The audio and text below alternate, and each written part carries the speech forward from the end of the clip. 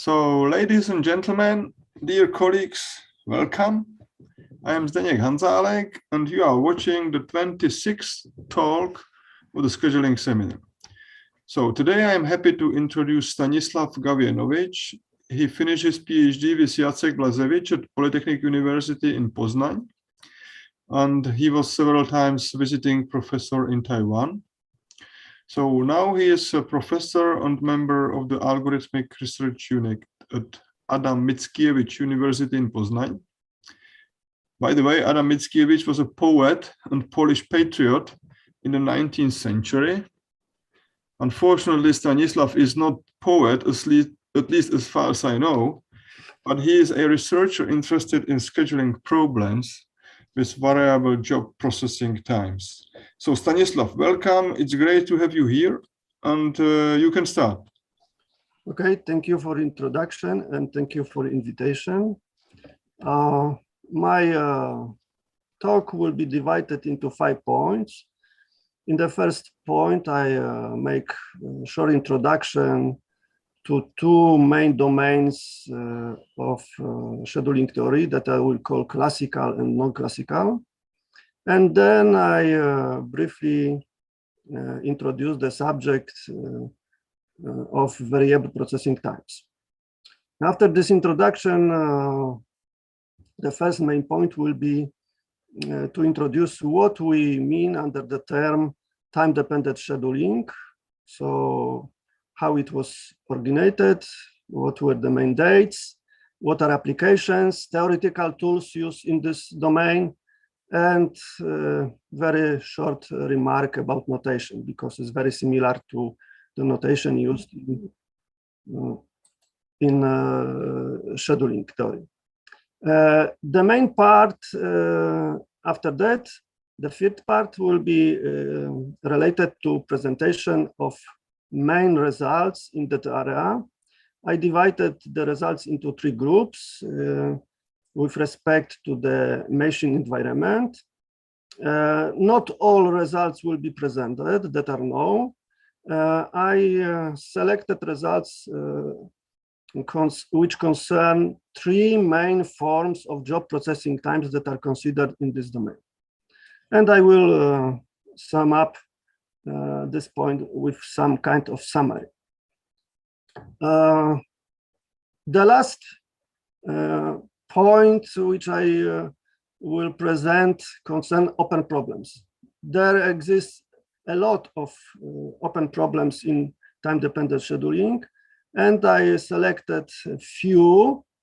In my opinion, they are worth to study because establishing complexity status of one of such problems may lead to establishing complexity of other problems. So I will indicate that the relations, and I will conclude and give some remarks on references. So it seems that one can say that in scheduling theory today we have 2 domains. One that I will call classical scheduling theory, and the other one that I will call non-classical scheduling theory. The classical scheduling theory may be defined by the set of assumptions that must be satisfied or are satisfied when we consider a problem in that domain.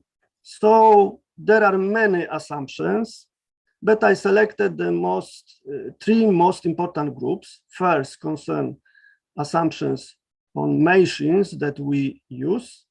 The next group concern jobs, and one concern the criterion function or functions that we use. Usually in classical scheduling theory, only a single criterion function is used. So what can be formulated using this set of assumptions, for me, will be a problem of classical scheduling theory. The most important here for me is assumption J3, saying that job parameters such as processing times, ready times, due days or deadlines are numbers, and the values are known in advance. So we have here only number parameters. There are many monographs on classical scheduling theory, starting from the first book by Conway, Maxwell, and Miller, and ending on recently published by Springer book by Błażewicz and co-authors. Some of the books are very famous and highly cited, like book by Mike Pinedo. Here is a cover of the 5th edition. This is the 2nd edition of the book by Baker and Truich. Book by late Peter Brooker also had 5 editions. Other were maybe not so popular. For example, this one seems to me that is not popular, by Gary Parker, but it covers a set of problems good for presentation a course at say university or polytechnic university. So it's more didactic. The other ones are more theoretical, I would say. So if at least one of these assumptions that we listed before is not satisfied, I will say that we deal with non-classical scheduling theory, or some problem of non-classical scheduling. The most of research in that area concerns scheduling problems with a modification of the J3 assumption. I mean, the assumption concerning the form of job parameters. In these problems, jobs have variable processing times. It means that the processing time of a job may change in a time. And in this lecture, I will consider scheduling problems with variable processing times. So it's non-classical theory. There are 3 main models of variable job processing times, according to my knowledge. First is the group of resource-dependent job processing times, the second position-dependent, and the 3rd one time-dependent. In case of resource-dependent models, job processing times are functions of the amount of allocated resource to a given job. This model was started by Wikson in 1980. And here I listed few review papers or books in which we can find some reviews or surveys of problems from this area. Sometimes problems from this group are called controllable job processing times. It means that we may change the length of a job, but we have to pay some cost because using resource needs some payment. But they're also considered resource-dependent job processing times without this assumption. The second group of models assumes that job processing times are functions of the position of a job in schedule. This is quite, I would say, untypical, and surprisingly for me, in a number of papers, my old paper is listed as the first one in that direction. The paper was published as a note in IPL, and the idea was to consider a scheduling problem in which the processing time is a function of the number of already executed jobs before. So strictly speaking, position-dependent term was not used, but it's equivalent. And after that, several authors reviewed that area. The most known is review by Biskup. Also in book by Alessandro Agnetis and co-authors, there is some material, book by Vitali Strusevich and Kabir Rustogi, and the last review, according to my knowledge, is by 3 authors from this. And we will be focused on the third group of models, time-dependent, in which job processing times are functions of the starting time of the jobs. So in this case, in fact, we consider not processing times as something what is fixed, but we consider job processing times as functions of a single variable, and that single variable is understood as its starting time of a job. These two authors, in my opinion, are the first who consider this idea explicitly. It was in English in 1980, 1 year earlier in Russian. In English literature, usually Gupta and Gupta is listed as the inventor, but the pair of inventors, but it's not true. And after that, we have a few books or reviews that concern this subject. I will make more wide remarks at the end on the literature. So we will consider scheduling problems with time-dependent processing. Hello, my N-word. Sorry.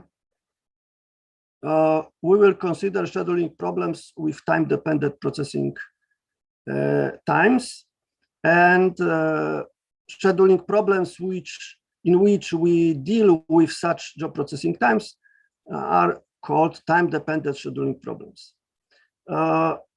There are two cases that are considered in most of the known literature. First, the case of deteriorating jobs. It means that the job processing times are non-decreasing functions of the job starting times, and job deteriorate in time. So it means that their processing time becomes larger in time. And opposite case is shortening jobs, when the job processing times are non-increasing functions of the job starting times. Remaining assumptions of the problems that we'll consider, remaining, I mean other that do not concern job processing time, are the same as in classical scheduling theory. So this is the main difference. How this domain was originated and what are the main dates? It seems that the idea that job processing times in scheduling may be variable appeared in mid-70s, but in this case, the variable job processing times were understood as realizations of random variables. So this is first step in that direction. The idea that the processing time of a job may be a function of the starting time of the job was stated by these two authors in this period, and this is the beginning, in my opinion, of time-dependent scheduling. So it means that this domain has about 4 decades of development. A few years later, still Belarusian people consider linearly deteriorating jobs. And this case was rediscovered by few authors independently in few different languages. For example, Weiss considered this case in a paper published in Polish. After that, Gupta and Gupta. Brown and Yeciali considered this in stochastic environment. And as the last, we rediscovered with my colleague Lidia Pankowska. Independently of linear functions were also considered nonlinear functions. And the first 2 papers, according to my data, are Kunatur and Gupta and Alidai. In 1993, Hall, Jung, and Wei introduced to the literature linearly shortening jobs. It was very short paper published in IPL, and the processing times were non-increasing functions of the job starting times. So this is the starting point of a new direction. 1 year later, Gurmoshev considered proportional processing times. We will see that proportional functions are good, while linear functions are not good in this world. I mean, the world of time-dependent scheduling problems. So this paper started quite large number of papers devoted to proportionally deteriorating jobs. Soon were published few reviews. The last one very highly cited by Edwin Cheng, his PhD student at Bertrand Lin in IJOR published. And at that time, people consider mainly single machine case, or started to think about parallel machine case.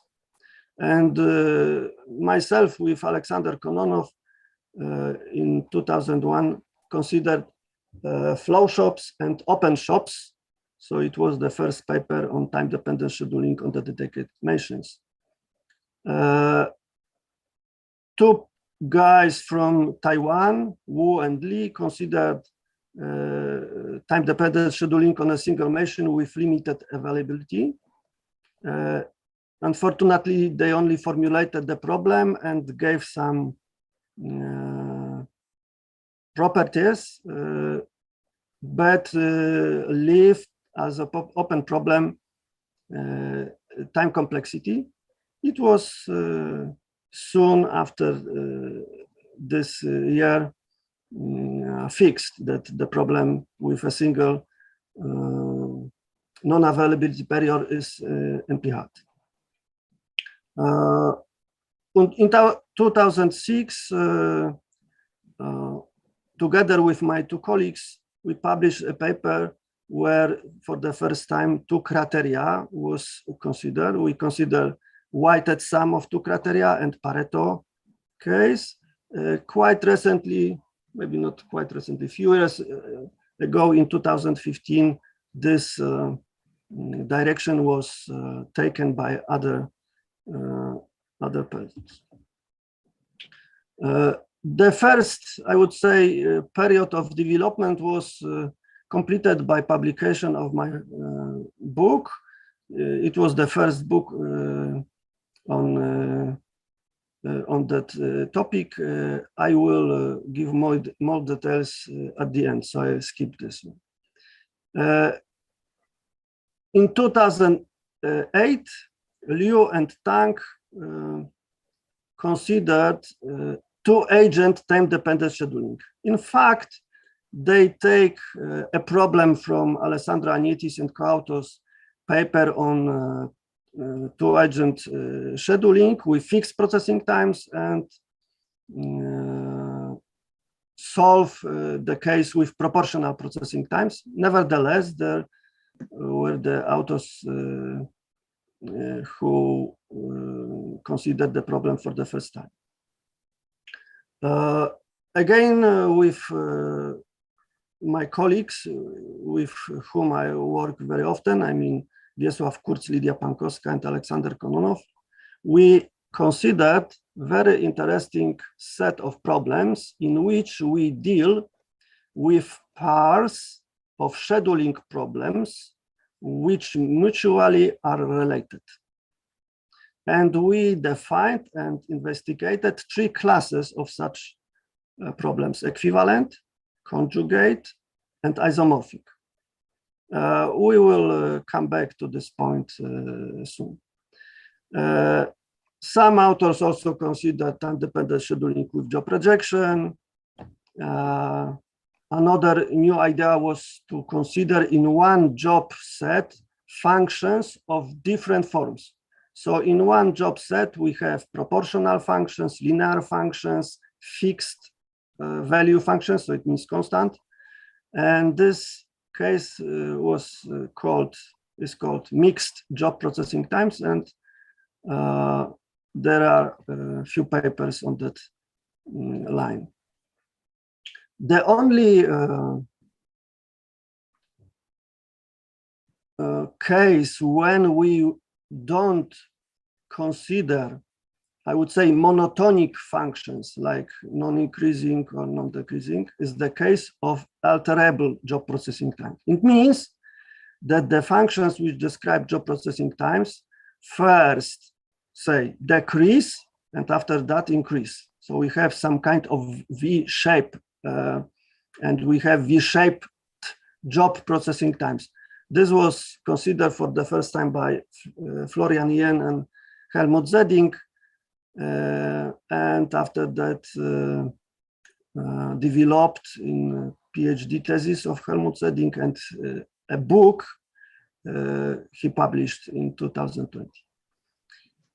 6 years ago, the first international conference devoted to scheduling problems with variable job processing times, including time-dependent ones, were organized. I come back to this point at the end. And 2 years ago, I published a new review in Journal of Scheduling, and there is a new monograph which covered the material starting from 2009 up to 2020, devoted to time-dependent scheduling. You may ask whether this domain has application. The problems seem to be very theoretical. Here are listed the most often mentioned applications, starting from the first one, simultaneous repayment of multiple loans by Gupta, Kunatur, and Dantapani. So we have a number of loans to pay, and we may use money from one loan to pay another loan, and we have some amount of money at the beginning of each period, and each loan is characterized by some ratio. So the amount of money that we have to pay can be expressed as a linear function, and this problem can be formulated as a single machine problem of scheduling linear jobs with Cmax criterion.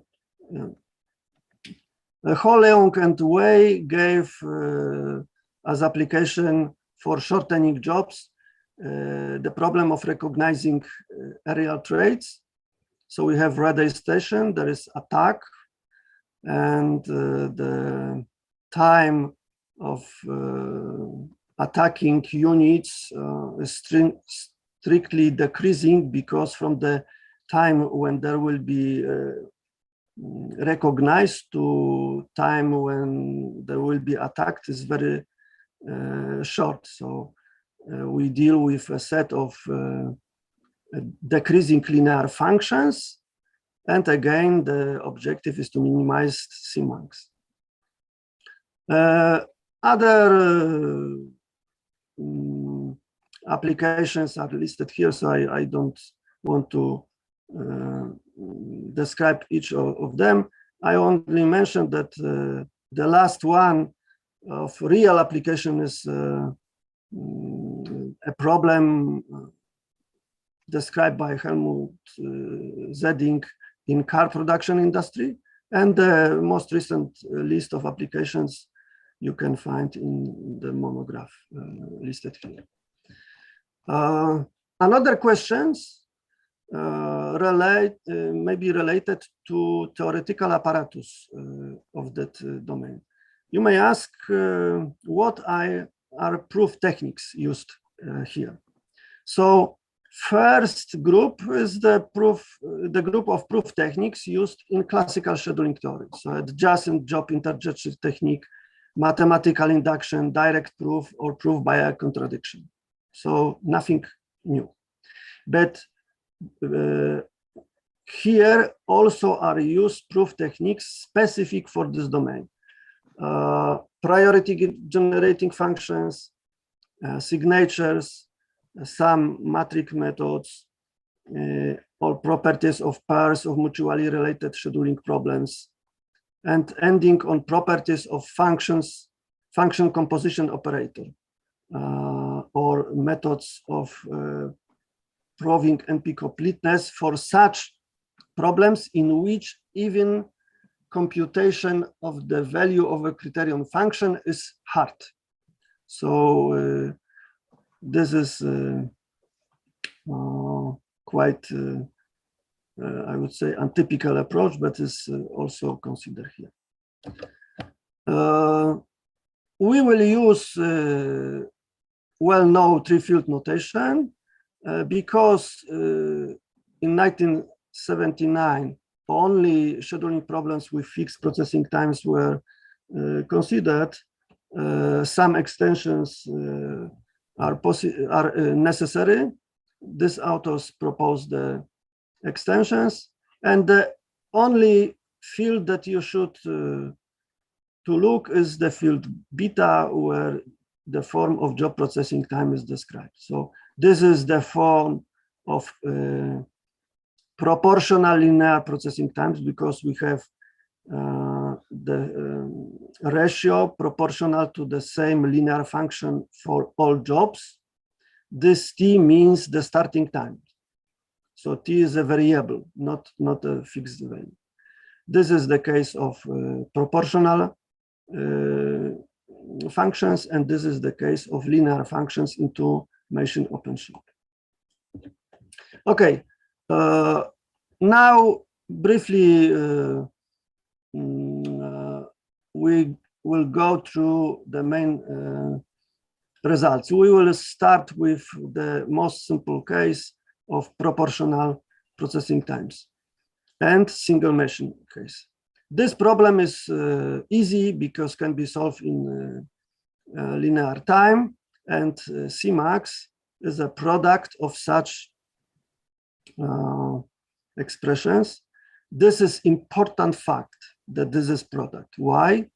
Because in the time-dependent scheduling, most formulas which describe job completion times are products. In classical scheduling, job completion times are sums of some expressions. So we may say that classical scheduling is additive theory, and this is multiplicative theory.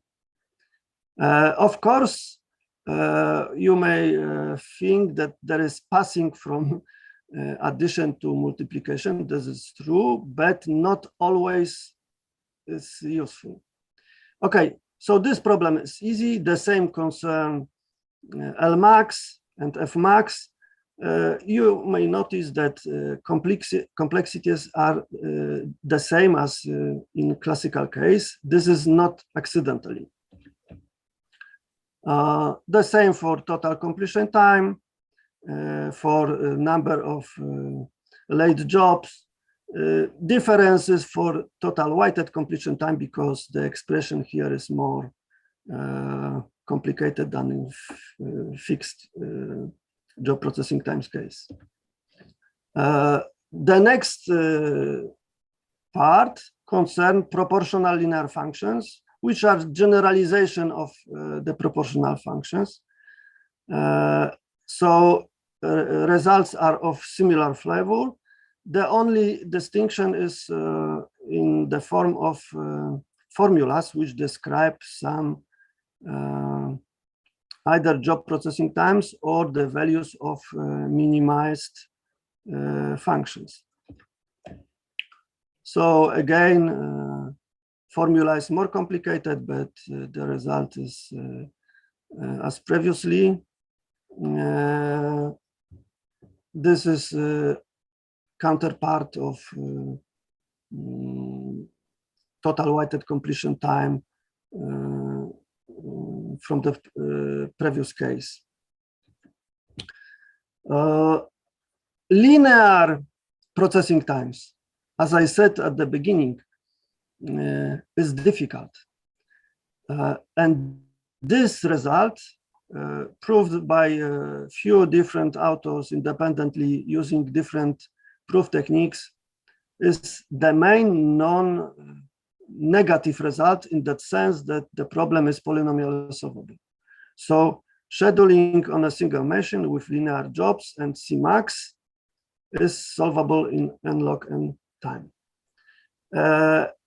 It can be proved either algebraic, using algebraic tools, because we can find theorems that tell us how to minimize this sum of products, because this is fixed, because the products has all jobs here, or other approaches.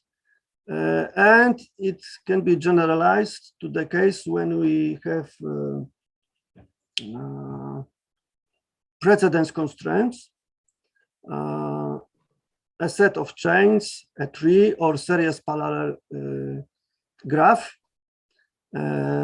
Arbitrary precedence constraints are open, so that the case is still, that the complexity is still unknown. When we change the Cmax criterion into total completion time, situation is complicated, because this new problem is open in that sense that we don't know what is its complexity, even if all aj will be equal to 1. I will use this case, I mean the case of this problem, to show how we can apply matrix theory to study some scheduling problems. Assume that we have a vector B. Vector B is the vector composed of all deterioration rates here. And we know the order of components in that vector, so the permutation. For such given B, job completion times are given by this recursive equation. If we write this equation for all j, starting from 1 up to n, and then we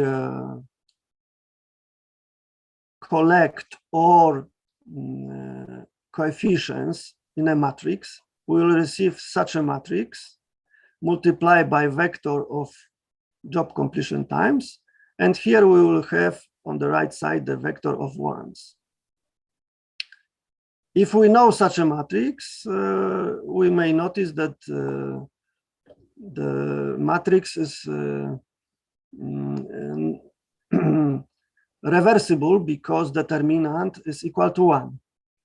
And we may find the reverse matrix, and knowing this reverse matrix, we may find the components. Of course, it's may be complicated, but for some problems where we have linear relations between processing times, it is useful. And this approach, I mean, expressing a scheduling problem under some assumptions in terms of matrix theory, I will call matrix approach. Sometimes we will refer to this. We may go further. Total completion time and Cmax are two limit cases of norm that is called in mathematics LP norm or Helder's vector norm. Definition of this norm we have here. So, looking at this definition, we may notice that total completion time is the first norm, and Cmax is norm infinity. And then we may ask how will behave our problem when index of that matrix will be inside, I mean, between 1 and plus infinity. So now we consider the problem in which the optimality criterion is LP norm. This C of B means the vector of completion times for a given order of deterioration rates. And it was proved that logarithm of this value of this criterion is not less or equal to the weighted sum of these two logarithms from these two norms, I mean first and infinity. It means that the value of this norm is controlled by these two norms.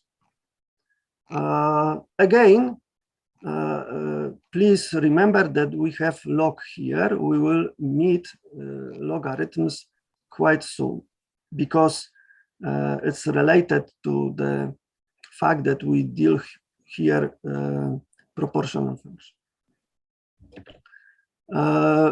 Other problems with linear processing times are usually computationally difficult. I only wanted to indicate that it's also dangerous to use wrong problem in NP-hardness reduction, because the proof given by Kononov that this problem is weakly NP-hard is only 1/2 of page, because he applied multiplicative problem subset product. So this is the same what subset sum is, but we replace sum by a product. So we look for a subset which will give in a product a given value.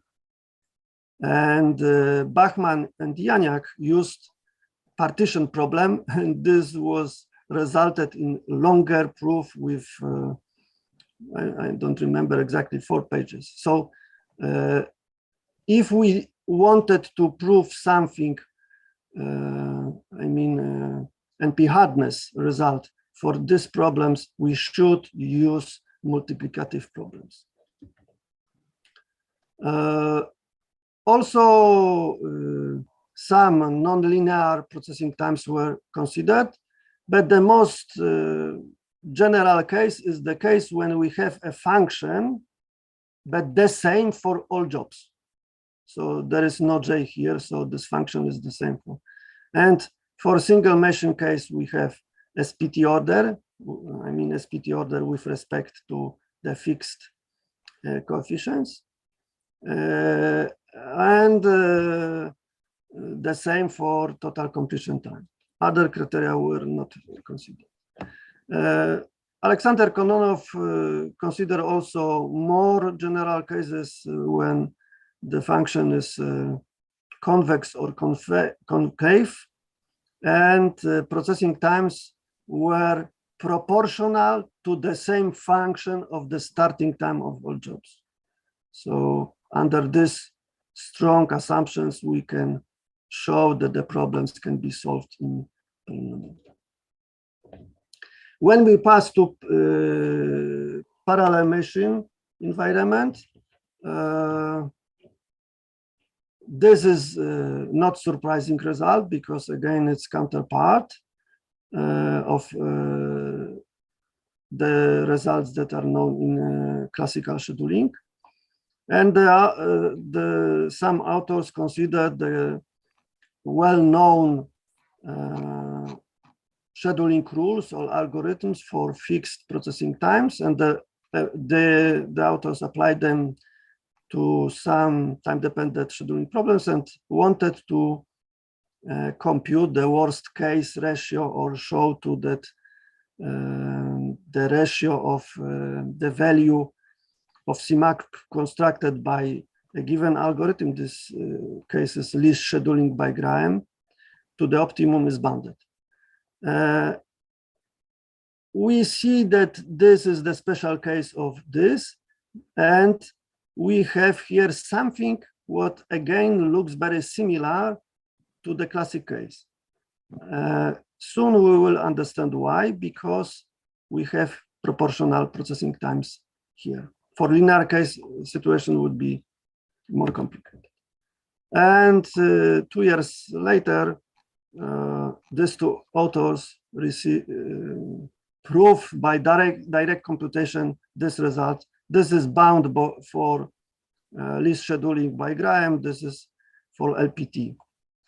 But we have logarithms here, not the values of objectives. The similarity of these results were noted by few authors, and myself with my colleagues started to think whether it's possible to explain why the results are similar. And one group of dissimilarities for proportional case may be explained using the notion of isomorphic scheduling problems. So this is definition. What you should to understand that we have a schedule that is composed of a number of starting times, completion times, and some points in time where we have ready times or deadlines. We have criterion function, and we reformulate the problem by changing the fixed processing time from this problem into proportional processing times in time dependent.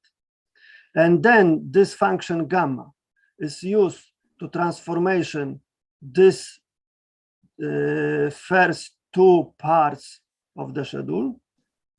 The remaining part is left without change. And the second function is used to transformation the criterion function.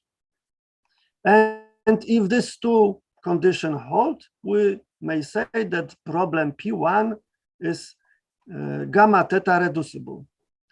But this definition concerns optimization problem. And it's more simple if we deal with a decision problem, because then we have only a single function, gamma, and we say about gamma reducibility. Again, two conditions must hold. What is important, that we have a pair of scheduling problems, and it's not important which problem will be a starting problem for us, because if P1 is reducible to another one, then the another one is reducible to the first one with another function. So this is reversed functions to gamma, and this is reverse function to theta. This property allows us to prove the lemma that the lemma says that if we have two problems and we know that P2 is reducible to P1, then if we know that sigma star is optimal schedule for the first problem, then this transformated schedule by this function will be optimal for the transformed problem, and theta will be applied to the criterion function.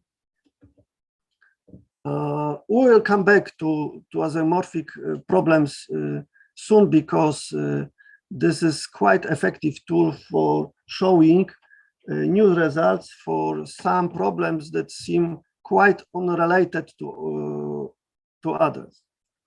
So this result is the most surprising result for me in time-dependent scheduling. Why?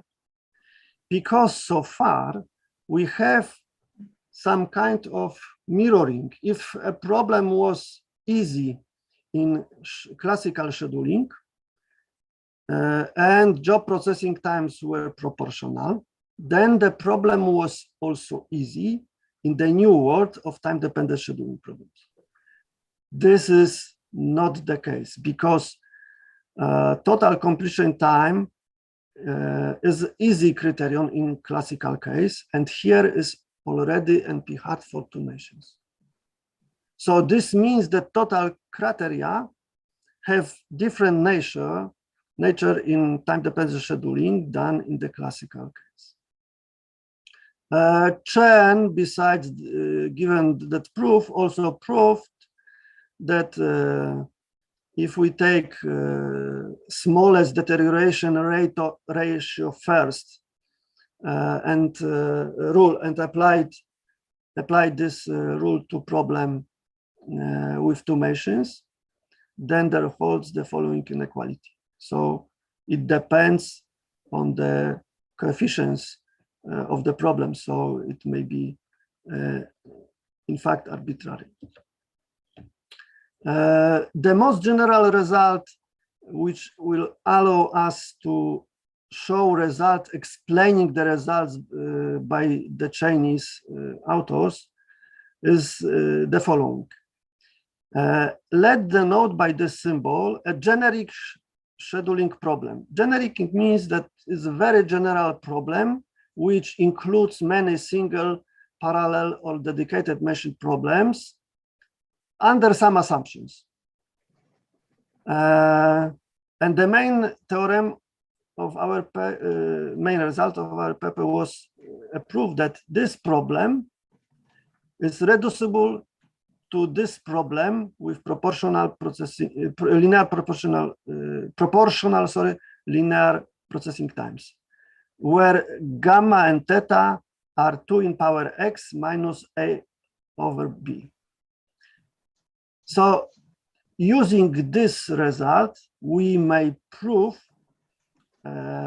another result saying that if we have a problem that is included in this generic problem, and we have approximation algorithm for this problem, and its worst case ratio is finite, then if we construct a new approximation algorithm in which we only replace processing times Pj by deterioration rates, then there holds the following equality.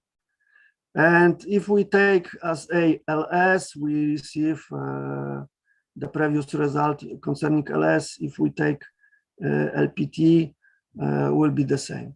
So this is the theorem that clarifies why the results were so similar to known results in classical scheduling. A few words about dedicated machines. 2-machine flow shop with proportional processing times is easy because we may solve the problem using modified Johnson algorithm. Modified means that we replace processing times Pij by deterioration rates. But proving this fact is not so immediate. 3-machine flow shop strongly NP-hard. Even restricted case is hard to approximate. Similar situation is in open shop. 2-machine open shop is polynomial solvable if we use modified Gonzalez-Sani algorithm. Modification is understood in the same way as previously. Myself, with my former master student, published a paper in which we proved that adaptation of Mike Pinedo's LAPT rule can be used to solve this problem to optimality. We gave 2 proofs. One was a mirror of classical proof, and the other one was proof based on isomorphic problems. So this was example that we can use this idea to receive new results. Tree-mation open shop again is hard, and the only result concerning job shop is the result by Gurmoshev concerning two-mation job shop. Probably other cases will be similar, but job shop is not popular in time-dependent. In the paper from 2001, we consider linear processing times for flow shops and open shops, and as it was expected, the problems are computationally difficult. Summarizing what is down in time-dependent scheduling. So there is quite large research done on exact algorithms of different forms. Here I listed names of few authors that, in my opinion, publish representative papers. There is maybe not so large, but existing stream of papers concerning approximation algorithms and approximation schemes. Especially, I would like to mention the idea by Gerhard Weginger, so-called DP benevolent problems. It means that if we have a dynamic programming algorithm for some problem, under some assumptions, we may reformulate this algorithm into FP-TAS. And this idea was quite often used in time-dependent scheduling problems. Another approach quite recently proposed is by Nir Hallman, who is developing a new way of construction approximation schemes, and he received a set of new results in which his approach leads to better FP-TASes, better with respect to running times than the old ones. Quite large streams of heuristic or meta-heuristic algorithms, time-dependent scheduling on machines with limited availability. Here I would like to mention this paper, not by the reason that I am co-author, but here is interesting fact. We have here a time-dependent scheduling problem in which jobs are preemptible in some sense, and even this preemptive case is NP-hard. Strictly speaking, in time-dependent scheduling, we deal with non-preemptible jobs because it's hard to define how we may preempt a function. So this is another maybe interesting research topic. Two criteria, time-dependent scheduling, to agent time-dependent scheduling, time-dependent scheduling with job projection, and even time-dependent scheduling games where we consider a scheduling problem as a game. So this is done. And a few streams that I initiated, about which I said before. Okay, now few words about open problems. So what can be done in time-dependent scheduling in future? First problem to solve, in my opinion, is that one. One machine, linear processing times with the same fixed processing time, and total completion time.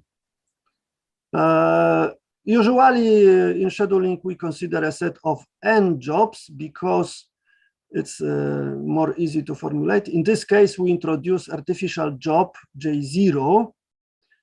Soon will be clear why. So usually this problem is formulated as a problem of scheduling n+1 jobs. Job processing times are linear, and job completion times are listed here. For simplicity, we use such symbol beta as a symbol for sum 1 plus deterioration rate. This problem was formulated, and basic results were given by Gurmoshev many years ago, but from this time the problem is still open. He also considered the case when we forgot about this one. This is easy. This is probably hard. I propose two greedy algorithms based on the idea of signatures that I described soon. Some authors even consider for some special cases approximation schemes. We also generalized this criterion to LP norm, I said before. And recently we gave a new upper bound on the power of the set of all possible optimal schedules for the problem. So any instance of this problem may be identified with sequence B of job deterioration rates. And any rearrangement of this sequence may be in turn identified with a schedule. So the problem is how to minimize such sum. This is easy, I would say. And the fact that we have here two sums of products with variable number of items makes a big difference. This formula is a special case of this formula for total completion time, total weighted completion time, sorry. And this problem with this criterion is closed. I mean, it was proved that is weakly NP-hard.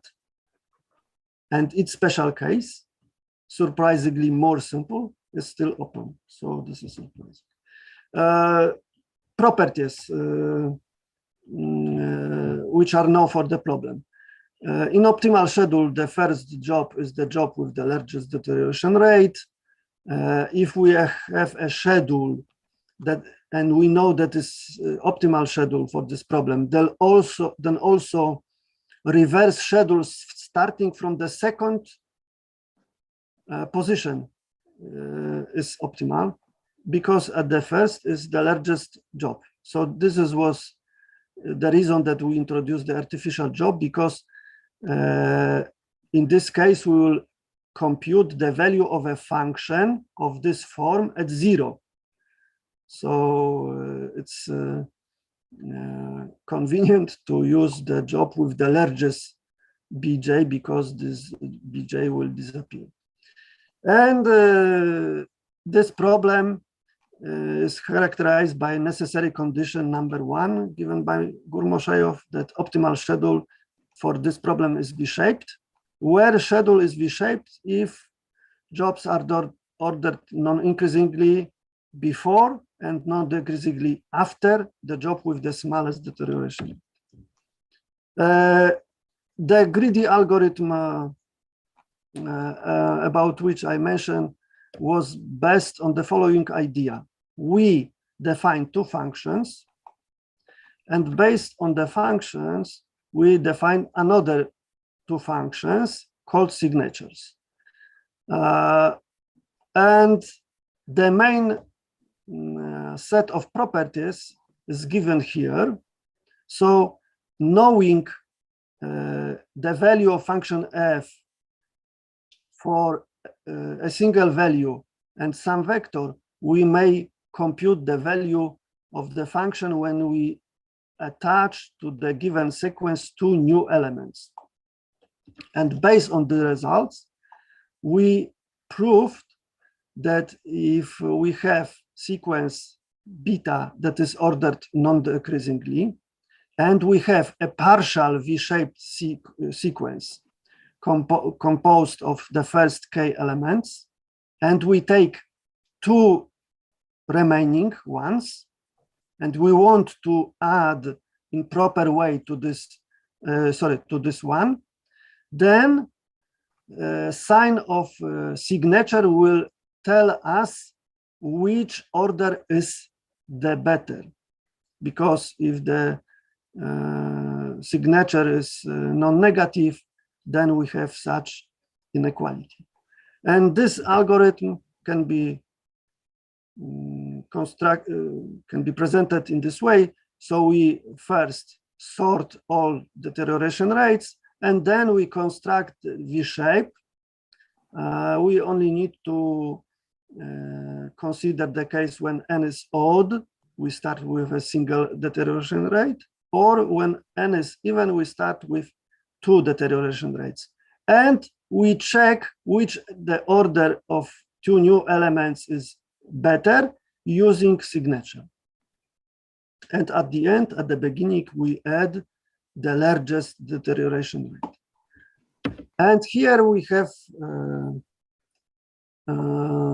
results of experiment in which we consider that Bj is equal 1 plus j. So consecutive natural numbers. Why 1 plus j? Because we start from 0. So and for this special case, this algorithm gave optimal schedules.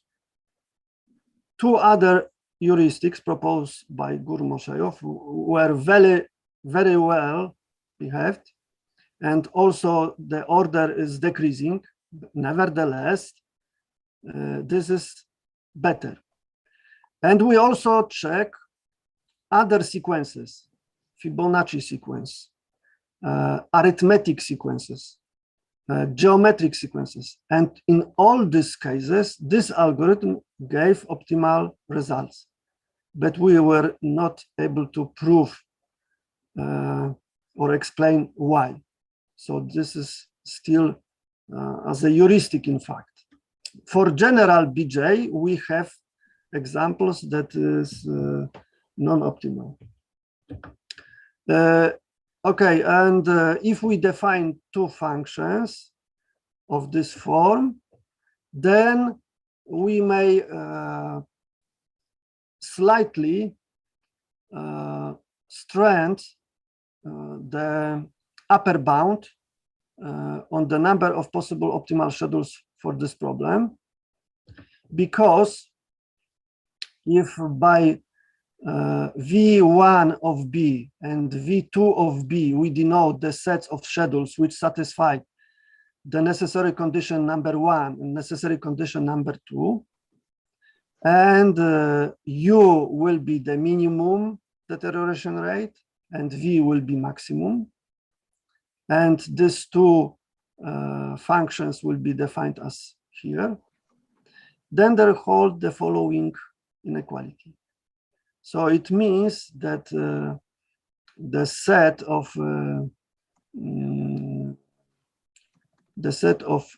schedules that satisfy the second necessary condition is smaller by this factor compared to the bound 2 in power n given in the first necessary condition. So in fact, we need less trials to finding optimal schedule by brute force. Other problems for single measure case is the problem when we deal with arbitrary precedence constraints, and this maybe will be established using the idea of conjugated time-dependent scheduling problems. Conjugated problems concern linear processing times of 2 opposite forms. So we have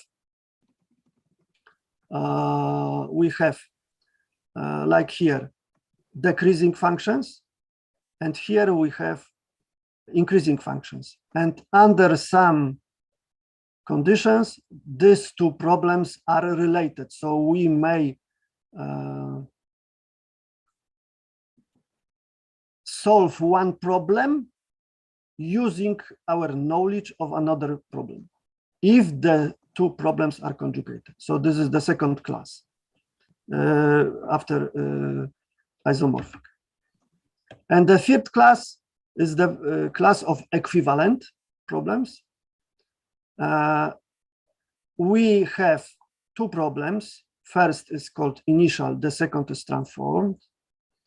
The initial problem is the time-dependent scheduling problem with total weighted starting time criterion.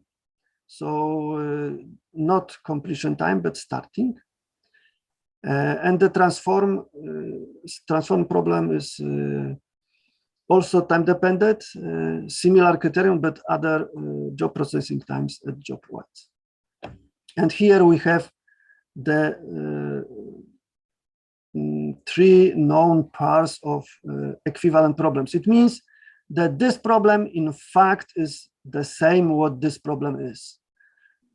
Because if we compare formulas for Cmax for this problem and formulas for total completion, weighted completion time for this problem, they will be the same. Two open problems for parallel machine case are here. I think that we need to choose a set of conditions on this function in order to show that the problem with such functions will be polynomially solvable. This is, I think, non-trivial, but possible to find. And the last pair of open problems concern two-machine flow shop and two-machine open shop with total completion time. Classical counterparts are NP-hard, but here NP-hard proof for each case would be again a challenge because they have multiplicative nature. Okay, so concluding, we presented the subject, main ideas in the place of time-dependent scheduling in non-classical scheduling theory. We gave a brief description of main research directions in that area. And we also described the most important results. Finally, we sketched the present status of research on several open time-dependent scheduling problems. Few words before I stop about literature. About 350 items, including books and papers.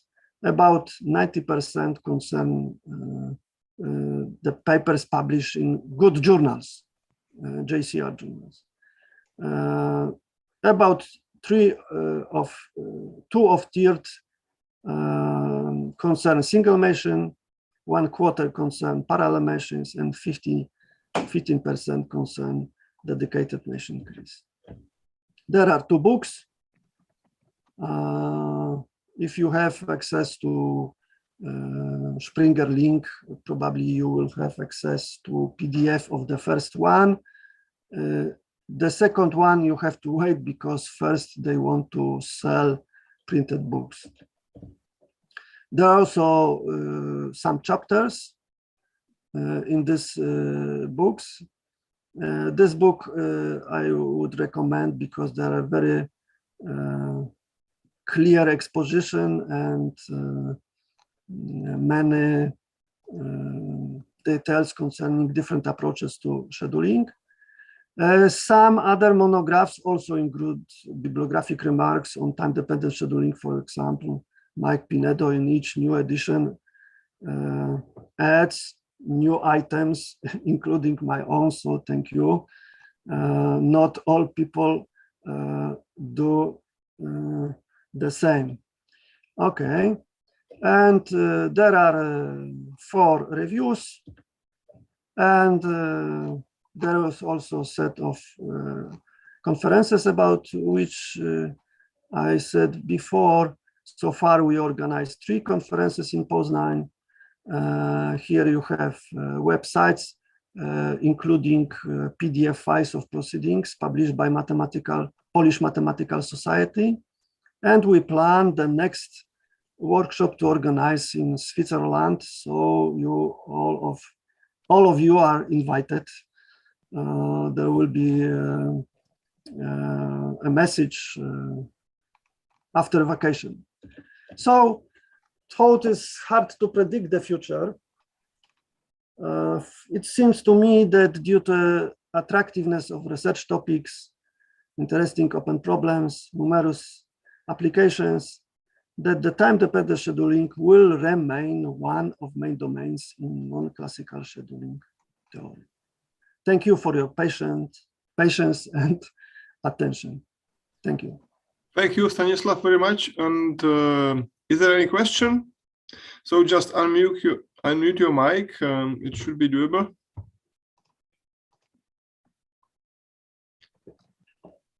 Let me ask a question. Stan, do you know anything about the literature and time-dependent stochastic scheduling? Yes, but it was many years ago. There was a person, Kevin Glazebrook. Oh yeah, Kevin, yeah. And he considered scheduling problems, even now I may be wrong, but I think that even with precedence constraints in stochastic yeah, single machine also. Yeah. So this is the first name which you should to choose. And I mentioned Brown and Yeciali, but it was very, I would limited in that sense that they only stated one result. I mean, yeah. What is the expected value of Cmax if we deal with linear processing times in stochastic case? That's yeah. all. Okay. Thank you. If you are ready to wait a few days, I can check my sources and send to you email regarding this point.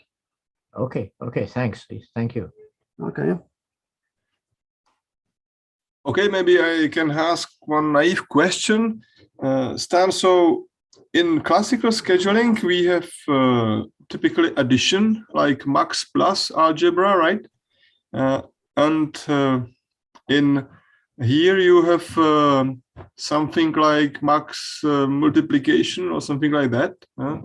So are there any simple problems where you just simply transform the input data by a logarithm and use some scheduling algorithms that exist for classical problems?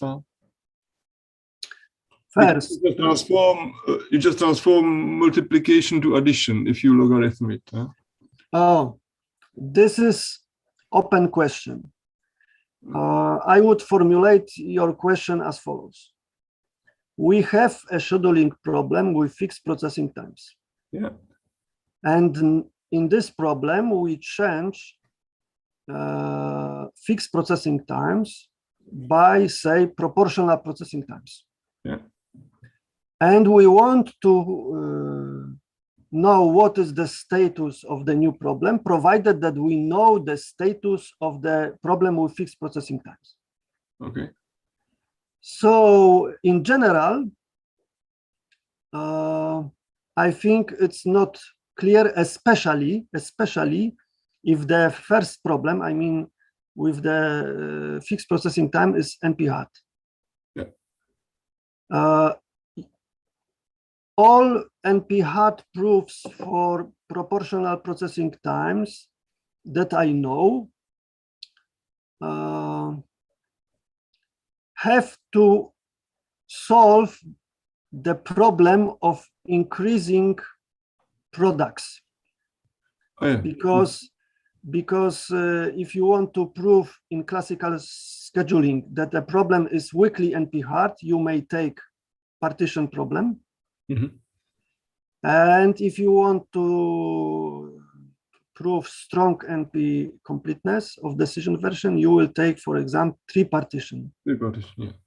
In my words, Doesn't work. situation is not so easy because subset product in original book by Gary Johnson was indicated as strongly NP-hard. It was mistake corrected because for the problem exists pseudo-polynomial algorithm, what is impossible for strongly NP-hard problems. And if you want to prove strong NP-hardness, you should to find multiplicative problem that is strongly NP-complete or NP-hard. And it's not so easy. At some slide there was I don't know whether I find this one. Oh, here with my colleague several years ago, we considered such a problem with such strange criterion. Mm-hmm. And the main issue here was to give proof of NP-hardness. Mm-hmm. I spent on that proof more than 1 year. And only when I discovered that I can assume that whites are of a special form, and then sum of products will be simplified to a product, mm-hmm. I was solved. So it's possible that in the case of your question, situation is similar. Mm-hmm. I would say that not always time-dependent scheduling problems are easy counterparts of classical scheduling results. Please remind the case of total completion time. It's not just about logarithm, right? Yeah. Logarithms help us passing from multiplication to addition, but then you will take care about rounding. Mm-hmm. So if you want to construct, say, FP-TAS or approximation algorithm in this way, mm-hmm. you have additional points to solve. Mm-hmm. Okay, thank you. Any other question? I have a question. This is Nasser. First of all, thank you very much for that interesting presentation. So you were just mentioning that in the the scheduling problems, so the jobs may the processing time may change. So we have experience in reality that the processing time of jobs are just increased when they we're passing the planning horizon. But I saw that there is some research that that the processing time are decreased. You provided one example, but is there any more examples over that the processing time of jobs are decreasing, by passing the time? So in that case, maybe just if we delay them, process them, as late as possible, we can, find an optimal solution. Because I was not able to find anything in reality. You are interested in applications in reality, or you want yes, to sir. know? Oh, yes, sir. Oh, it's a difficult question. Right. What can I say? Maybe not on application, but on the case of decreasing processing times. Right. If we consider deteriorating jobs, all the problems concerning deteriorating jobs are more simple in that sense that you don't have take care about increasing of processing time. It can be as large as possible. So no additional assumptions are necessary on, say, AJ and BJ in linear function AJ plus BJT. In case of decreasing functions, you have to assume that AJ and BJ are so small that there will be no schedule in which processing time of a job will be negative. So this is the reason that scheduling, time-dependent scheduling with shortening jobs is less popular because it's much difficult to study.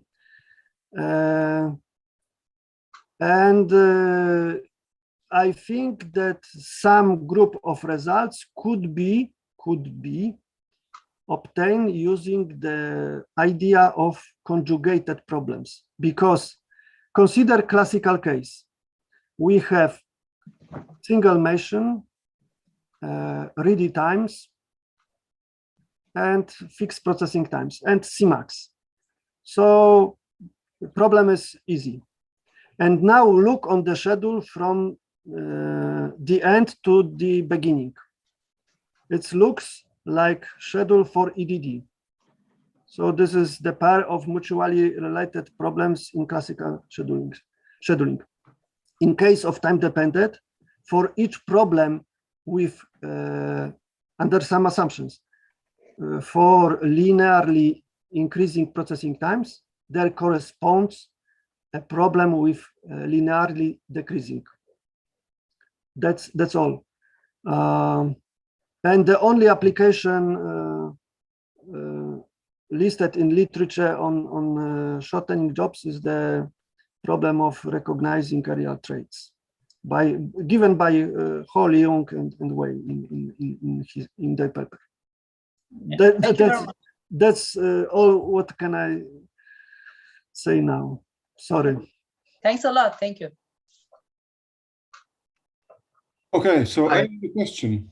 Yeah, I also have a question, if I may. In the models that you presented today, mostly the processing times were either increasing or decreasing, and I think you said something about V-shaped as well.